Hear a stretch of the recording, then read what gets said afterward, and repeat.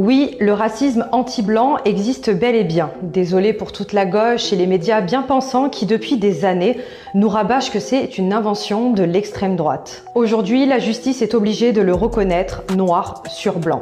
Rebondissement dans l'affaire Crépol après le meurtre de Thomas. Les juges de Valence ont ajouté la circonstance aggravante de racisme anti-blanc. Les faits ont été commis à raison de l'appartenance des victimes à la race blanche et à la nation française. Le réquisitoire définitif du procureur de la République avait refusé, il y a quelques semaines, de retenir la circonstance aggravante de bande organisée. Cette qualification a pourtant été ajoutée par le juge d'instruction dans les nouvelles mises en examen. La griffe s'est battue sans relâche pour faire reconnaître cette vérité et le député Thibaut Monnier a été à leur côté sur tous les fronts. Mais rappelez-vous, Patrick Cohen sur France 5 sortait tranquillement son édito intitulé « Crépol, la mécanique de la haine et du mensonge ». Il osait dire...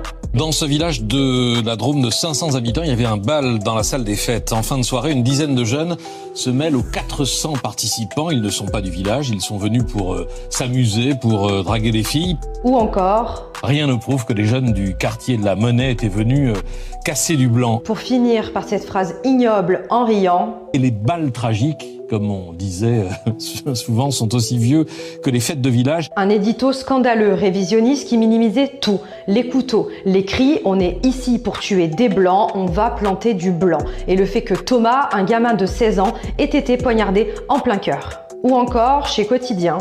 Victime, comme CNews l'avait rappelé, de racisme anti-blanc, ce fléau qui touche, d'après les chiffres de l'INSEE, absolument personne et qui fait 0 dégâts dans des régions comme nulle part sur Loire. Pour rappel, en mars 2026, l'Arcom a mis en demeure CNews pour avoir trop privilégié cette thèse du racisme anti-blanc, pendant que d'autres minimisaient les couteaux et les insultes raciales.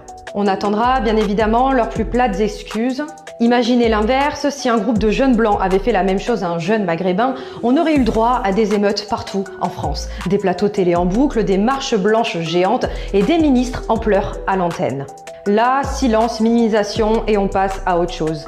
Thomas avait 16 ans, il jouait au rugby, il avait toute sa vie devant lui. Ce 23 juillet, une nouvelle brèche s'ouvre. Justice pour Thomas et honte éternelle à ceux qui ont nié l'existence du racisme anti-blanc, pourtant bien établi aujourd'hui.